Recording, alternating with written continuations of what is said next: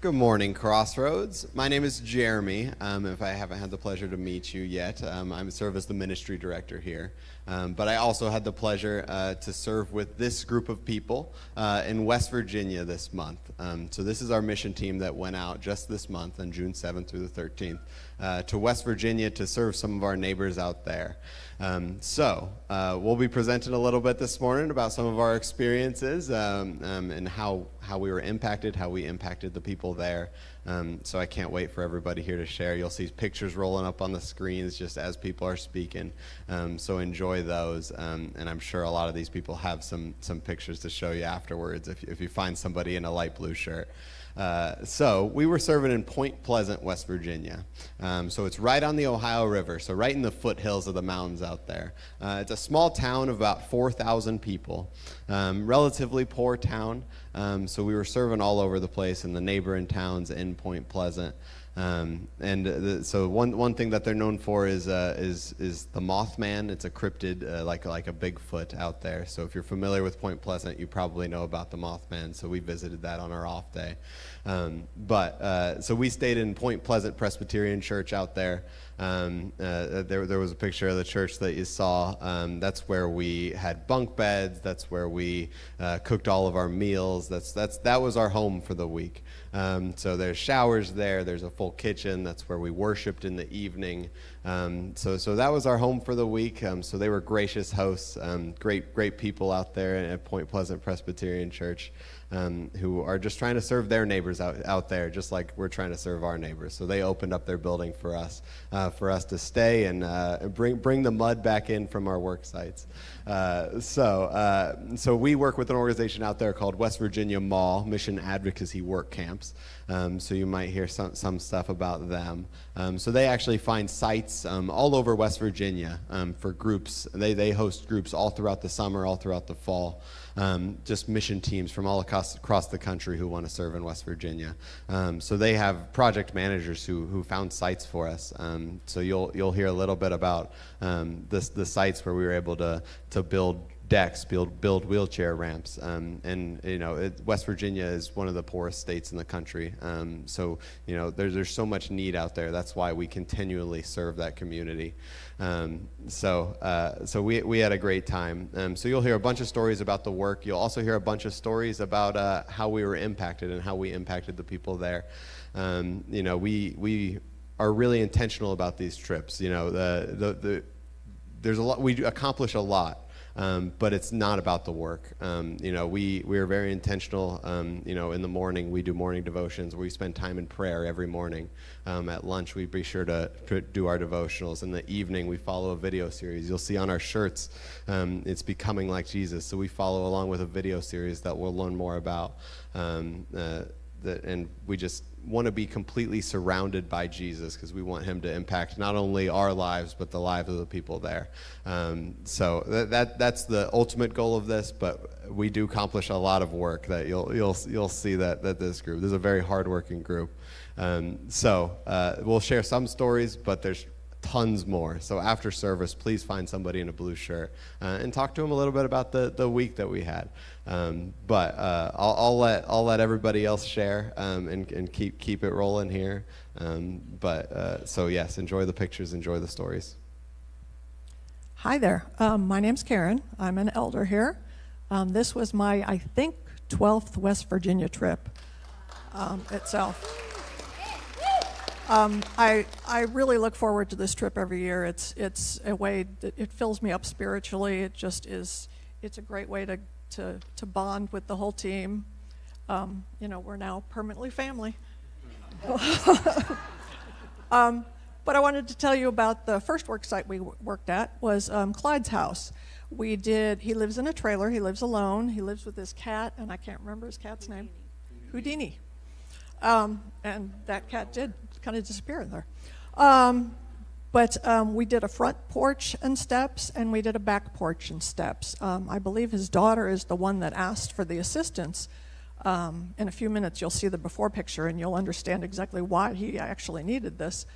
But when we first arrived, Clyde was kind of quiet and sat back and watched us. He really didn't interact with us.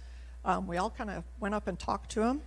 By the second day, we got caught in a rainstorm. He waited out under the tent with us. He could have gone into his house to be dry, but he came out with us. He helped us all throughout the project. It was just great to see. And I think he was really pleased with the project when it was done. I believe we have the before pictures. Oh, well, there's Madeline. Sanding the deck, so that was great. It's always nice to have the smooth. Here's the before pictures. So yeah, the steps don't look safe at all, and I don't think they were. So we tore that out right away.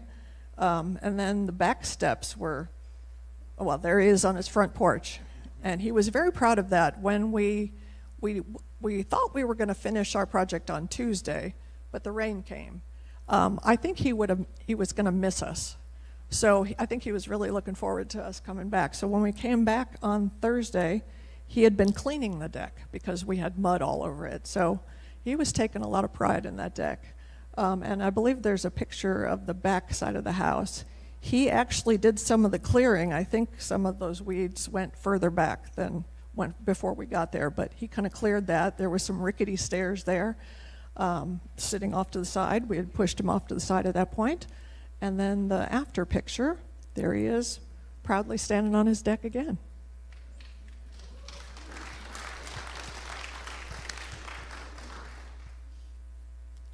Hey, it's me again. You missed your chance. The doors are locked. I'm kidding. They're not locked. So I don't know how many mission trips this is for me, and I don't recall how many West Virginia mission trips it is for me. I will tell you that each one's a little bit different. Each one lives a little bit different of an impact within the group.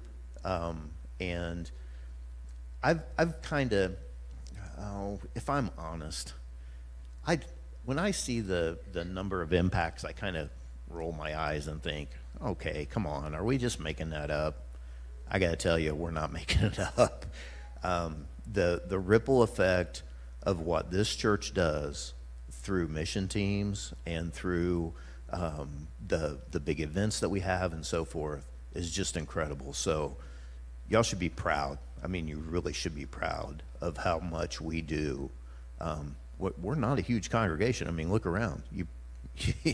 We're not exactly the 1,500 members church. So very, very proud of what y'all have done and the ability to let us serve as the hands and feet through Christ that you've allowed us to do. So that's Lori and I on our day off, but I wanted to go back, and I'm going to repeat part of what Karen said, mostly because we didn't talk before the service. But I do think it's really important for you to see this.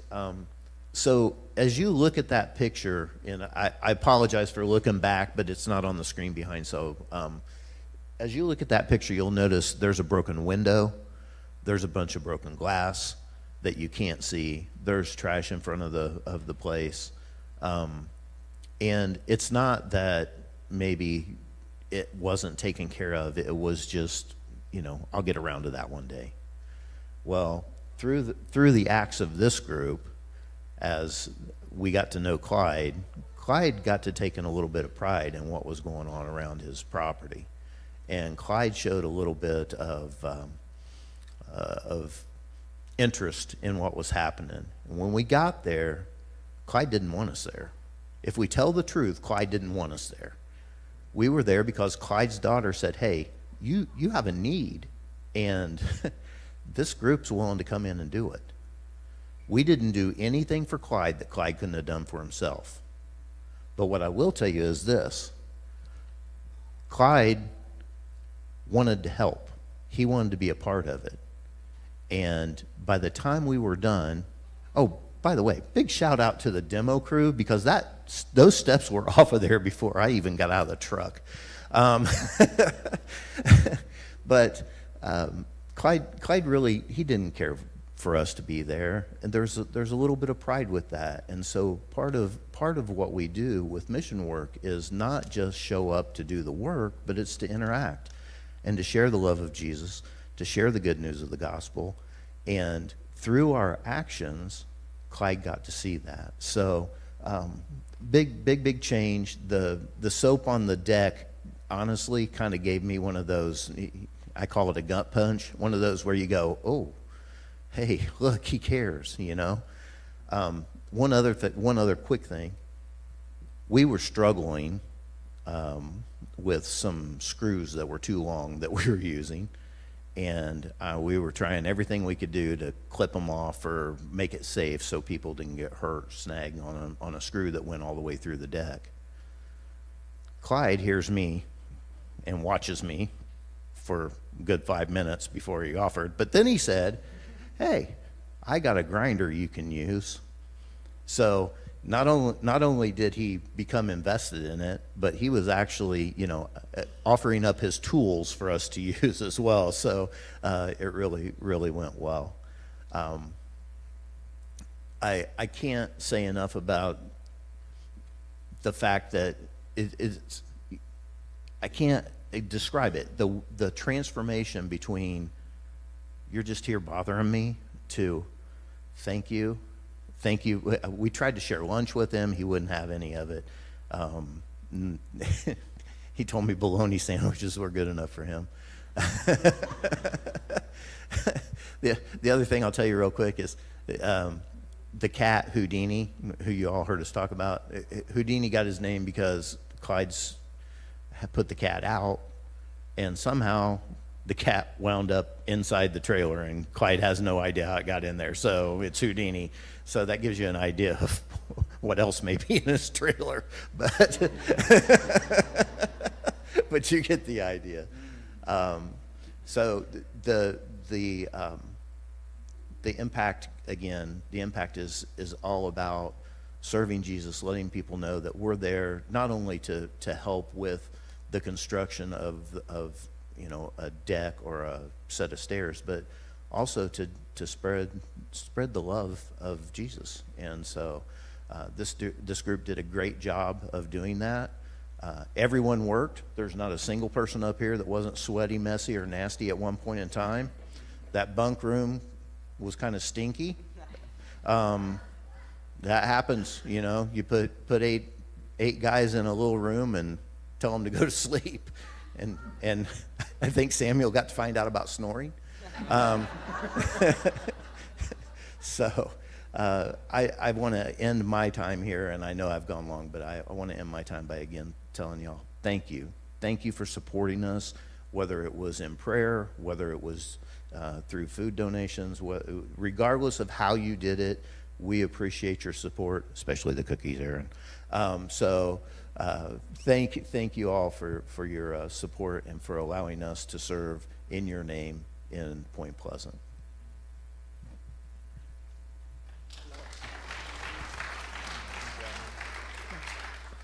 Hi, everybody.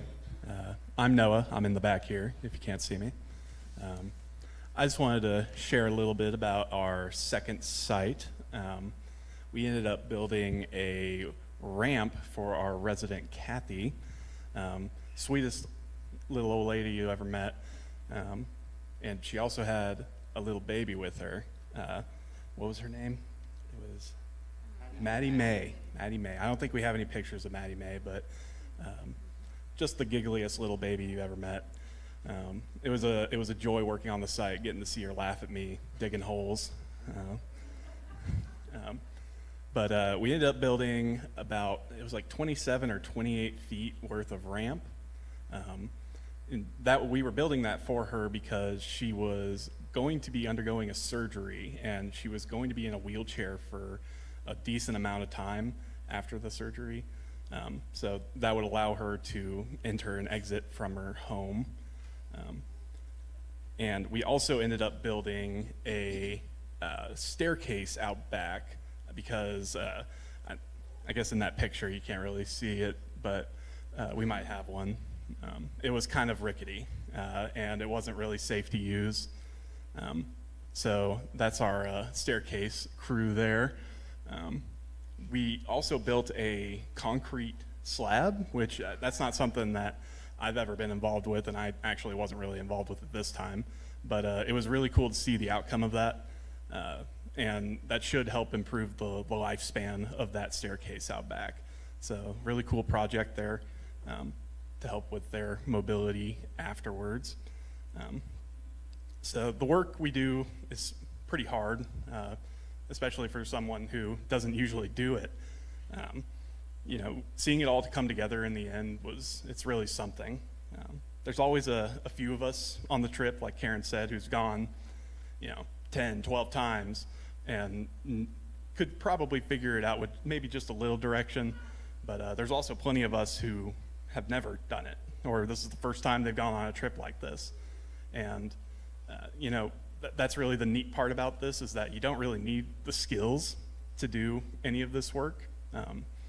You just need a willingness to say yes, to go and to serve Jesus, to leverage the skills of other people. And I think that's just one of the coolest aspects, that we get to do these trips and you don't have to be a carpenter. So, yeah, thank you.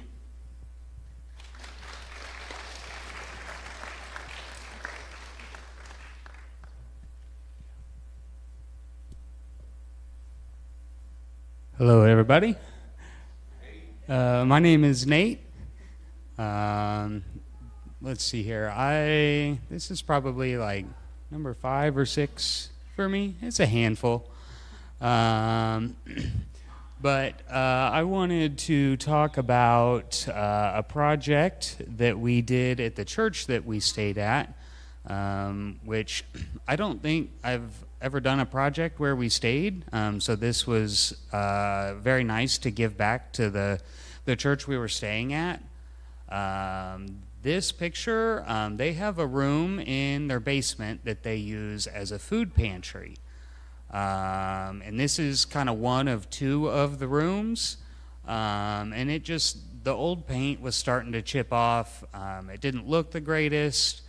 And so they really were asking, just in our spare time, if we were able to get it done for a fresh coat of paint. It's probably not the worst damage. It's still useful, but it looked so much more inviting when we were finished, and it still needed probably another coat or something, but just much more inviting. And it seemed a little small of a project, but I kind of wanted to piggyback off what Mark said about the impacts. Something else that happened this week that was a first for me was their congregation actually pitched in on Wednesday and made us a big spaghetti dinner. And then we got to meet some of their congregation and talk to them, just different things they've done over the years. And so I was talking to someone, and they said that their church has 35 members. And, not to be rude, most of them were a little bit older. Very nice, but it struck me when we were having dinner, just the pictures of all those bunk beds. That was just the guys' dorm. I'm sure the girls had one too. They had brand new showers put in for us to use. They had 2 of them for the guys, and a mud sink and everything. So it was just really nice to see that this small church in Point Pleasant was doing the same thing that everybody here does. What little bit they can do, they may not be able to build all the decks themselves, but they're going to host groups all summer long and manage all that with just 30 to 35 people. So it was just really cool to give back to this congregation while they're trying to make a ripple in their community as well. With their food pantry, they have a blessing box and just all the stuff they're doing. So, and it all got used. So, thanks for letting me share.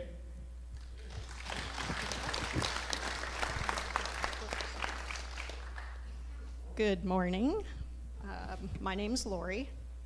I'm going to be fumbling with 2 things of paper and a microphone, so maybe bear with me. I'm going to talk about our evening program. We did a video series by Matt Chandler called Becoming Like Jesus. We're not becoming Jesus, we're becoming like Jesus. We're striving. One of the first things that I noticed on the first night that in the video series, loving one another, which was mentioned earlier, is one of the things that Jesus calls us to do. So they referenced James 1:19 and 20. My dear brothers and sisters, take note of this. Everyone should be quick to listen, slow to speak, and slow to become angry, because human anger does not produce the righteousness that God desires. I don't know about you, but I have trouble with some of this some of the time. But loving one another requires all of those things. So that's something that we talked about that week. I guess I should back up and tell you, every evening we had a video series that we all listened to together, we worshiped, and then after the video, the women went one way. We only had 6, so we had one small group. The men had 8, so they broke into 2 groups. And we would have a small group discussion. Private, please, no matter what I say up here, don't ask people what was said. What stays, what happens in West Virginia stays in West Virginia.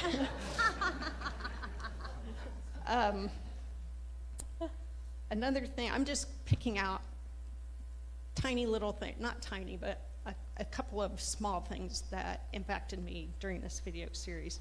The very first night, Matt, in the video, described, how your life is up and down and up and down. And he described our spiritual formation is also up and down, but it's not just like this, it's a coil. So even though you're going up and down, you're moving forward. You don't just stay in one spot. It takes a lot of work, and you got to be careful not to just go through the motions of it. But I really thought about that all week. It's okay. One of the other things was the definition he gave of meekness. In the past, and I've heard this before, but in the past, meekness to me sounds kind of weak, like weakness, but it's not. The definition he gave for it really stuck with me. Meekness is not weakness, but strength and courage under control. So just because you're calm and you don't seem like you're upset does not mean you're weak. Doesn't mean you're getting walked over or letting people walk all over you. You might be meek. There are many people in the Bible that experienced meekness, but the only 2 that were mentioned as being meek in the Bible are Jesus and Moses.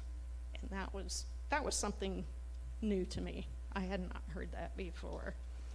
Want to take that? I got to turn a page. I don't usually make notes for this, but I felt I needed to.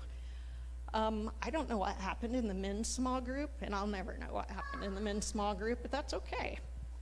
Though I don't think so.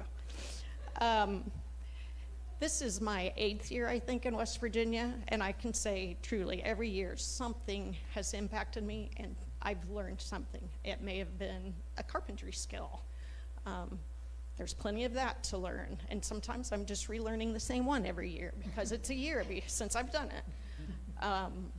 There are other things we learn.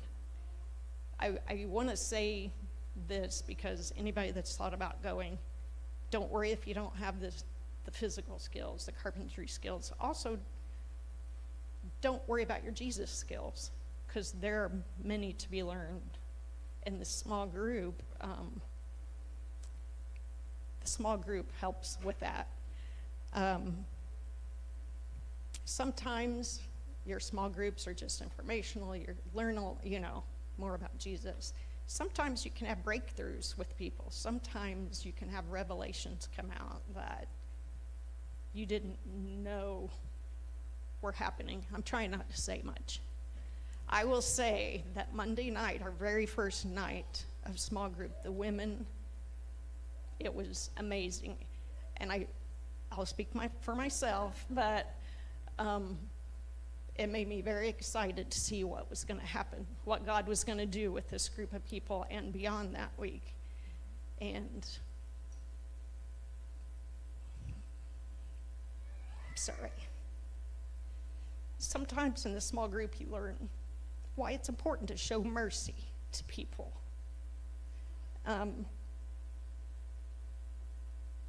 And going back to the James verse, slow to anger, quick to listen, it really shows why that's important. And the small groups are very good at teaching that. So as you can tell, that's what moved me this week. I did learn a new carpentry skill. I screwed screws into concrete. And it wasn't easy, but anyway.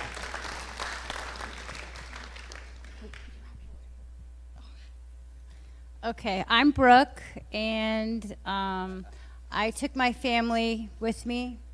That's my husband, Joe, and my son, Samuel. I'm sure you all know, but if you don't, you do now. And I had signed up. This is the first time that we've went with CrossRoads on a mission trip. And I will say, initially, I signed up for the betterment of Samuel.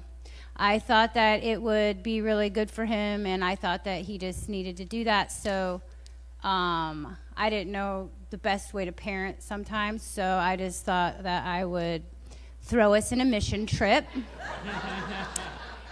And there we are. No, and actually it was pretty amazing because I not only got to see the Lord work through Samuel, one of the experiences that I saw is he is normally kind of, I know no one here would think this, but shy. He tends to kind of be a little shy. And so I watched him develop talking with Clyde, the first person we went to go help. And it was really incredible because he came up to me and he's like, "Mom, did you bring a baby Jesus? I want to give one to Clyde. Can I give him a gift?" And it just warmed my heart because I'm starting to see that my son has the same type of heart that I have. And so that was a blessing for me to be a part of that. And another thing that I wanted to share is the part where they help people, that's like secondary. I mean, you wake up at the crack of dawn and you're on a committee to make breakfast, and I'm talking actually make it, like, I mean, 30 eggs we had to cook and do, and I'm not really a cooker, so I kind of just watched everybody hang out. I had lunch duty, though, 3 times, and I forgot the meat one of the times. So those are things that I'm learning. So, but I just think that it's pretty exciting because these people here, they offer grace, they offer help, they offer the people that have been doing it. Like, for example, Mark, he befriended my husband, and it was just so exciting to see the first 1 hour on our trip while we're driving and the gas station and just welcoming him and making him feel wanted and needed and special. And it warmed my heart to see that people from CrossRoads go above and beyond. And, that's something that I needed for my family. So here again, I'm taking away from something when I was supposed to be giving. And I keep just this whole week, that's how it was. I kept on seeing that I was receiving. So even though I was giving of myself, the Lord was allowing me to be blessed. Another thing that was really touching to me are these 2 ladies right here, Karen and Lori. I didn't really know them much. I volunteer and do a lot of objects, or I do a lot of items here at the church, but they do also, but we just have never really worked together. And it was just such an experience to see how much they love Jesus and to see that they share that joy in representing Jesus. And that was a lot of great feelings that I felt because well, I had never really done this. I've been on mission trips with my family, but it was always across the world. So going to West Virginia was still in the States. So I really didn't know how much of an impact that would be. I mean, I'm just being honest. I didn't really see how we would be helpful. And I realized that, like Clyde, like Mark was talking about, he wanted to get in the van with them and come home. I mean, and they're all like, bye, and he's right out the edge of the door. I mean, Jeremy's like, see you later, we'll talk to you. And he's just right there. It was so welcoming to just see that these group of people, they do Jesus. They do Jesus at 6 a.m. when my eyes haven't even had coffee. They're doing Jesus. And I mean, even when it's 11 o'clock at night and Madeline and Samuel are like having fun, we're all just goofing around, they're still doing Jesus. You know, it was like I had 13 moms to keep an eye on Samuel. You know, it was so neat. And I guess the last thing I want to say is that they make a joke about those two images of people that they say care cards, and they make that little funny thing, and they Fluffy and Teddy and Fluffy, yeah. And I'll tell you, that was the neatest thing, just being able to take a part of the day, because what Jeremy did, by the way, you guys, Jeremy is phenomenal at running this thing. Phenomenal. Sorry, I had to say that real quick. Yeah, amazing. No wonder he does this, I see, and he's going to leave again and again and again. You've got such a heart for missions. You are, like I said, phenomenal. But he was like, every evening, he'd have us load up all our pictures of each person that they took, and then he would have them show on a display. He would play songs and praise and worship. He would give people a moment to have a God sighting, and he would just be silent and allow God to show up. And he would just sit there and he'd be like, anyone else have a God sighting? Waiting on the Lord. That's what this man does. So anyway, I just wanted to share that with you guys.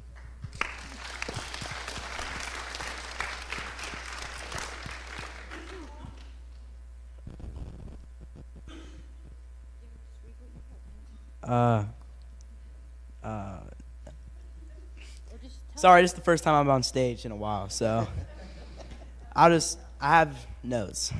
At first, I wasn't really looking forward to helping out in West Virginia because I think it was going to be a lot of free labor and just be like, I'm not getting paid, you know, like it's going to be boring. But when I actually got there and actually experienced it for the first time, it made a spot in my heart with kindness because there's a lot of people who actually need it. And here in Indiana, we don't see a lot of homeless people and like people who actually need it. But like down there, there's people who deserve it, and especially Clyde, he was really good.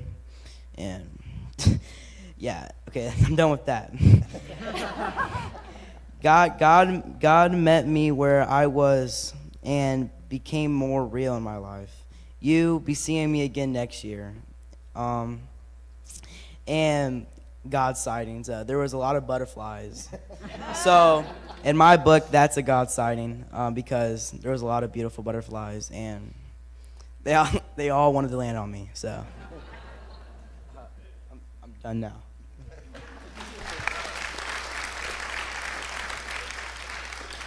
Good job, Samuel. I just wanted to take a moment to thank all of you CrossRoaders. You supplied us with everything we needed. We had plenty of food, we had plenty of toilet paper, all the essential stuff. You guys donated everything, and I heard from several of you about you praying for us and thinking about us, and it was just, we felt every prayer. We needed every prayer.